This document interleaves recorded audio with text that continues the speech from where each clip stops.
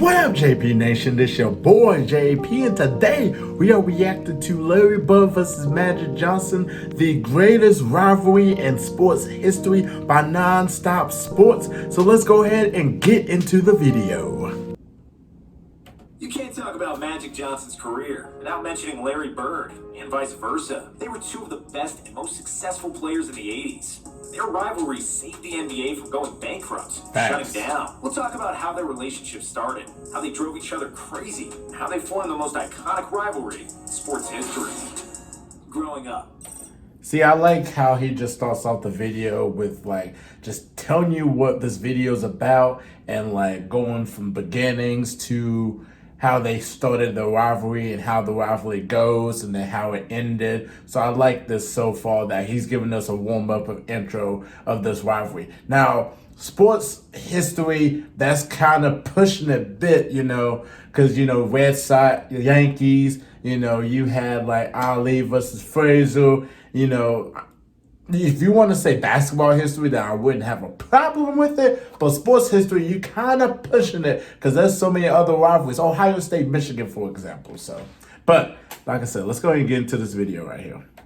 Larry Bird was born in 1956 in French Lick, Indiana, 2.5 years and 357 miles up north. Irvin Johnson said hello to the world from Lansing, Michigan. There were a lot of differences between the two, but there were also many similarities. Both hailed from big, working-class families, who knew the values of hard work and sacrifice early on. Irvin was a flamboyant kid who wanted to get as much attention as possible. He was the most popular kid in high school and a prom king, while Larry mainly wanted to be left the hell alone. When he had to get up and speak before the class, Bird wouldn't do it, and would rather get an F than draw any attention to himself. However, these two polar opposites outside of basketball were the mirror images of each other once they had the ball in their hands. Both 6'9", not overly athletic, but extremely smart and super confident. They both saw the game 2 or 3 moves in advance. Both were team-oriented, and they had an equal desire when they played to win above all else. Magic won the state championship as a senior in high school, averaging 29 points and 17 rebounds. Nice. After which he decided to attend Michigan State. Bird averaged 31 points and 21 rebounds.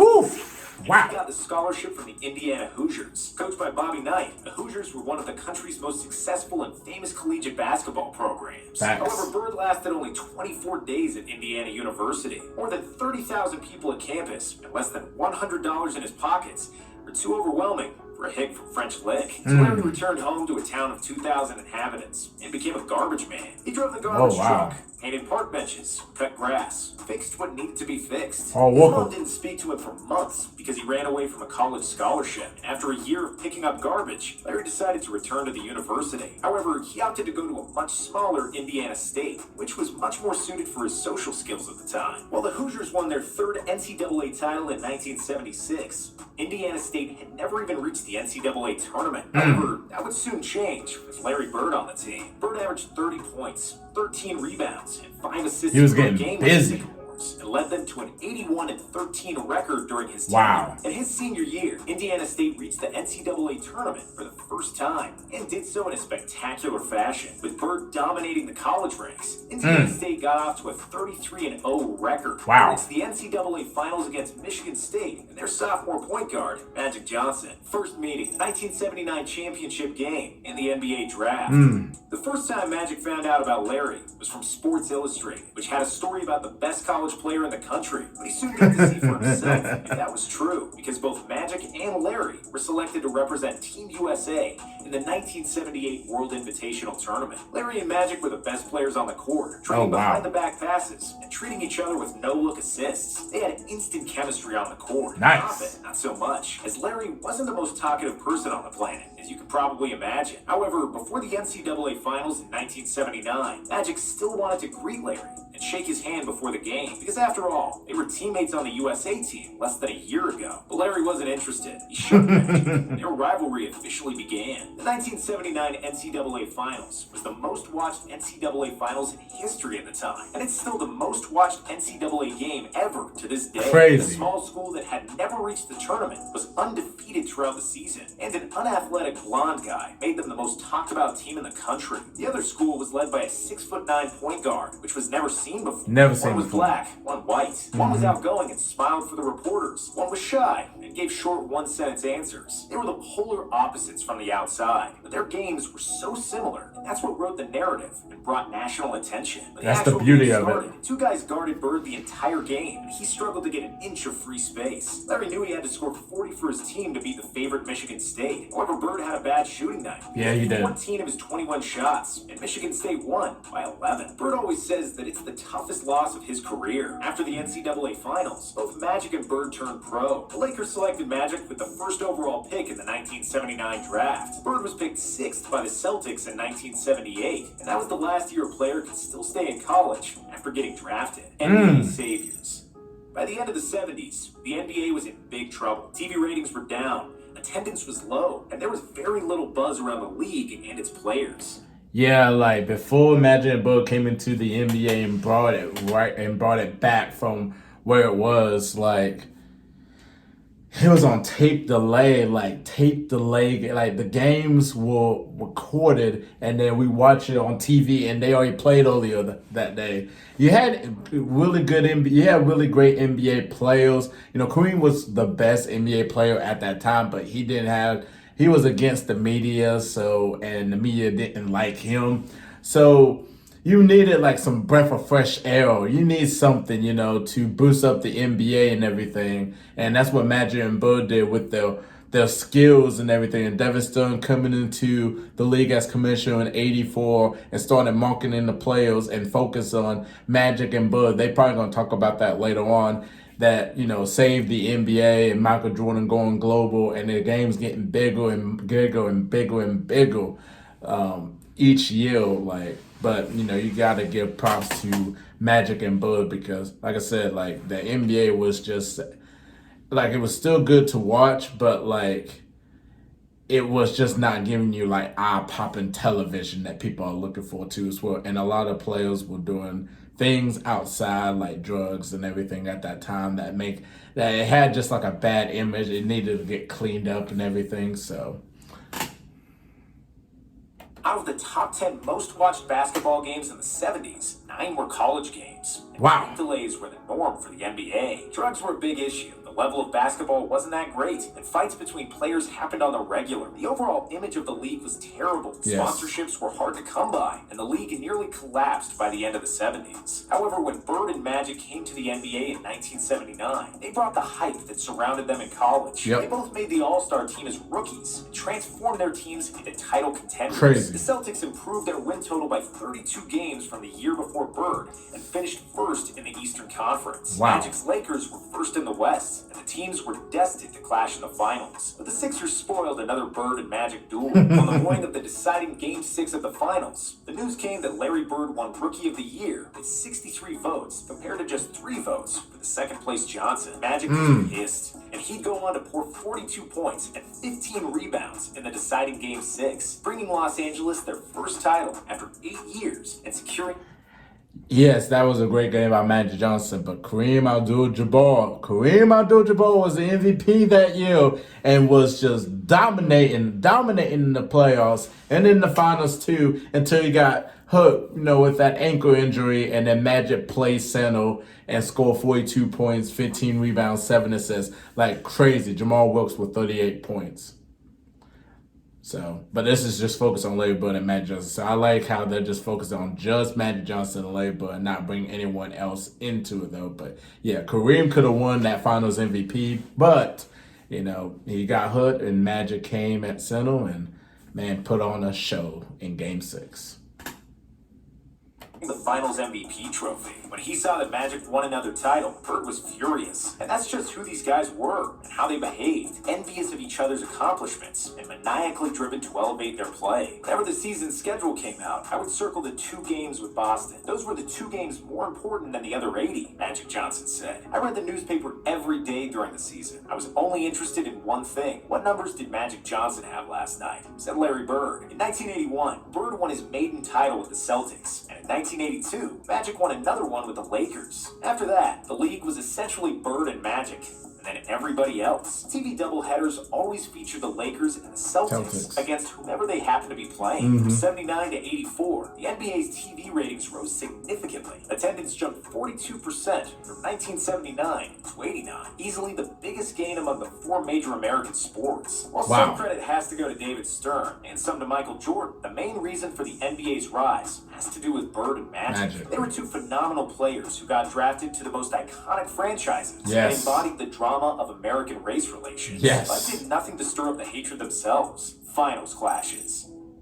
After the Sixers defeated the Celtics and the Lakers to win the title in 1983, Bird and Magic finally both advanced to the greatest NBA stage in 1984. The final series was tough and tightly contested, with the winner decided in Game 7. The Celtics played at home, and Bird was never more determined to win. Magic played badly down the stretch, and Larry finally got his revenge for the NCAA title loss in 1979. Averaging 27 points and 14 rebounds, he was named the Finals MVP, while the media butchered Johnson for his mistakes in the deciding moments. As a result, Magic was on a mission for the 1985 season and played the basketball of his life. The Celtics and the Lakers met in the finals again, and after a first game that finished 148 to 114 for Boston, it seemed like the Lakers didn't have it in them. However, after a big bounce back from Kareem, Magic steered LA to victory in 6 games and their first title in 9 NBA Finals against the Celtics. In the summer of '85, after that final series, a monumental shift happened in Bird and Magic's relationship. They starred in a Converse commercial together, with Magic visiting French Lick and spending time in Larry's home with the entire Bird family. For the first time ever, they talked and exchanged more than 2 sentences. After that, they struck a friendship, but their rivalry was as bitter as ever. The Celtics won the title in 1986 against the Rockets, and Bird won his 3rd consecutive MVP award. In 1987, the Lakers returned to the finals, again against Bird and the Celtics. In Game 4, Larry seemed to have scored a game winner, but Magic erased it with a spectacular shot with 2 seconds remaining. A redemption for the clutch misses in 1984. Bird still had a good look for the win, but he missed a jump shot at the buzzer. The Lakers took a 3-1 series lead and eventually won the series in 6. After the finals, Bird called Magic the best player he'd ever seen. Later years.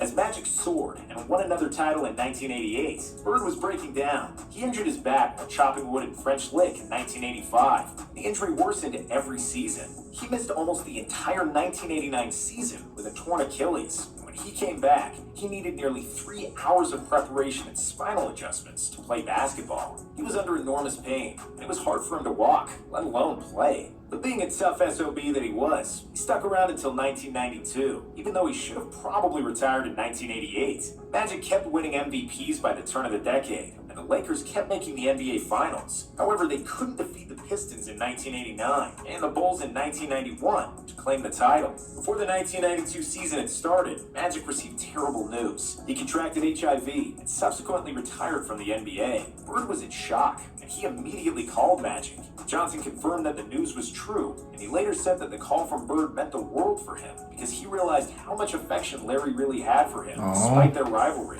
Larry said that he felt the same that day as on the day that his father passed away. For the first time in his career, he didn't enjoy playing as much, with Magic not playing. But that wasn't the end, and Larry and Magic had their last hurrah. First, they played as opponents after Magic got an invite to play in the 1992 All-Star Game, which he dominated and won the MVP. And then later that year, they rode off into the sunset as teammates at the Barcelona Olympics. Because their NBA careers were over, their masks fell completely off. Bird and Magic became really good pals during their time with the Dream Team. Legacy.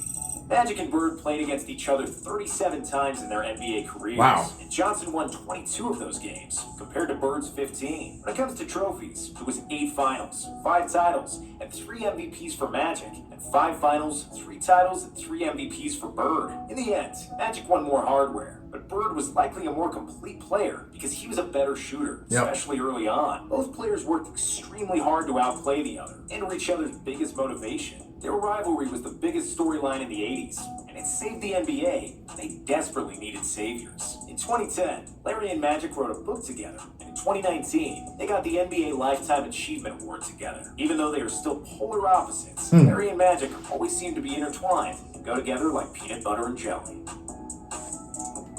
And that was the end of the video. great stuff by Nonstop Sports, talking about the rivalry and just how it began, how it went, and the legacy. Like, that was just a complete great video, just showing you how great of a rivalry it was between Magic Johnson and Larry Bird. And I'm talking about the greatest basketball rivalry. This one is the greatest basketball rivalry, not only because it was great watching those games, you know, when they face each other, but also it saved the NBA too as well. Two polar opposites, you know, you got Larry Bird, Magic Johnson, you got a guy from French Lick versus a guy in Lansing, Michigan. You got outgoing personality, you got a quiet guy, you got it was just great for television. Black versus white, like, it was just a huge rivalry, and just loving how, like, you become pals when y'all face each other so many times. 37 times, he said. Magic won 22, Larry Bird to 15.